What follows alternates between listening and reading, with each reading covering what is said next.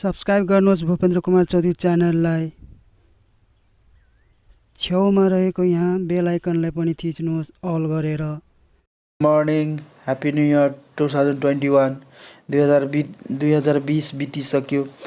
राम्रो थिएन 2020 किनभने कोरोना काल आयो, के धेरै विश्वमा घटना घट्यो। अब 2021 सबैको राम्रो रहोस्, यही छ। र आज म तपाईँलाई सिकाउन गइरहेको छु पिक्सआर्टबाट तपाईँले कसरी सिग्नेचर क्रिएट गर्ने। फारम भर्न, यदि तपाईँ कुनै फारम भर्न गइरहेको छ त्यसमा फोटो र तपाईँलाई सिग्नेचर माग्नेछ। त्यो पेपरमा त्यति राम्रो आउँदैन।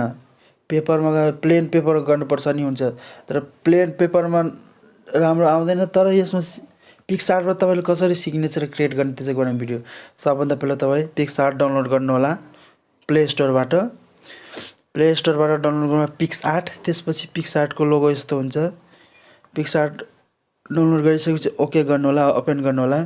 त्यसपछि यस्तो खुल्ने हुन्छ पिक्सआर्ट मेक असम। त्यसपछि यो प्लसको चिन्हमा क्लिक गर्नुहोला तपाईँले। प्लसको चिन्हमा क्लिक गर्नुहोला। त्यसपछि यस्तो इन्टरफेस आउनेछ, केही टाइम लिनेछ।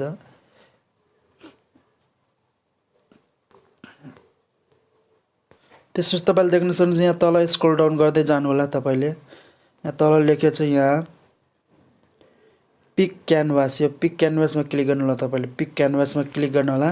त्यसपछि यस्तो इन्टरफेस आउनेछ। तपाईँले यहाँ यसमा क्लिक गरिदिनु होला तपाईँले। त्यसपछि क्लिक गरिसकेपछि तपाईँले यहाँ देख्न सक्नुहुन्छ, यहाँ छ, यहाँ क्लिक गरिदिनु होला तपाईँले। क्लिक गरिदिनु होला। त्यसो क्लिक गरिसकेपछि your project has been created भइसक्यो भनेको छ।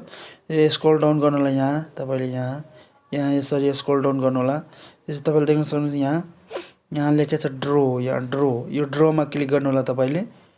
ड्रोमा क्लिक गर्नु होला किनभने यहाँ ड्रो छ।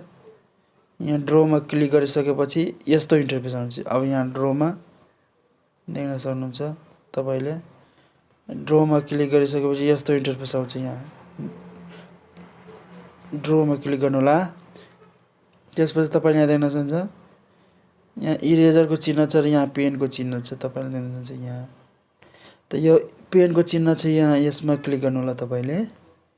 त्यसपछि देख्न सक्नुहुन्छ तपाईँले यहाँ साइज मिलाउनु, साइज अनि ओपासिटी 100 रहनु दिनु होला। तपाईँले यहाँ लेखेको छ 100। त्यसपछि तपाईँले यहाँ प्लस चिन्ह बनाउन सक्नुहुन्छ, तपाईँ यहाँ माइनस चिन्ह।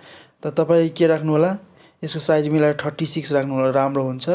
या योभन्दा बढी या त कम राख्नु होला। तपाईँको पेन अनुसार कसरी, त्यो बढी गर्नुहुन्छ भने पेन मोटो हुन्छ, कम गर्नुहुन्छ पेन पातलो हुन्छ। त्यो पेनको तपाईँले यो मिलाइसकेपछि, अब तपाईँले यहाँ मिलाइसकेपछि यो मिलाइसकेपछि तपाईँले देख्न सक्नुहुन्छ यसलाई छोडिदिनु होला। अब यहाँ तपाईँले देख्न सेटमा क्लिक गरिदिनु होला। सेटमा क्लिक गरिसकेपछि अब तपाईँले यहाँ देख्न सक्नुहुन्छ यहाँ यसरी लेखेर आउँछ। मैले यो कलरमा गरिरहेको छु। यो म तपाईँले यो ब्रसको हो, यो स्क्रिन रेकर्डको ब्रस हो। तर अब तपाईँले ब्ल्याक कलरमा आउनेछ। ब्ल्याक कलरमा आउनेछ, देख्न सक्नुहुन्छ यहाँ। अब ब्ल्याक कलरमा आउँछ। तपाईँले लेख्नु होला आफ्नो साइन क्रिएट गर्नु होला। यहाँ म आफ्नो साइन बनाउन गइरहेको छु। फारम भर्नको लागि साइन धेरै जरुरी हुन्छ। पिडिएफ या जेपिजी फर्मेटमा फोटो खिच्दाखेरि धेरै ठुलो एमबी भइहाल्छ, 5 MB 7 MB बनिहाल्छ। तर यसमा तपाईँले त्यति बन्दैन, 400 500 के मात्र बन्छ। तपाईँ यहाँ यसरी क्लिक गर्नु होला। तपाईँले देख्न सक्नुहुन्छ अब म गरिरहेको छु साइन। यहाँ क्लिक गर्नु होला। तपाईँले देख्न सक्नुहुन्छ यहाँ यसरी यसरी तपाईँले बनाउन सक्नुहुन्छ। साइन बनिसक्यो। यदि तपाईँको राम्रो भएन फेरि तपाईँले ब्याक गर्नु होला, फेरि क्लिक गर्नु होला, फेरि सपरेट फेरि ब्याक गर्नु। जतिचोटि तपाईँले इरेज गर्न सक्नुहुन्छ।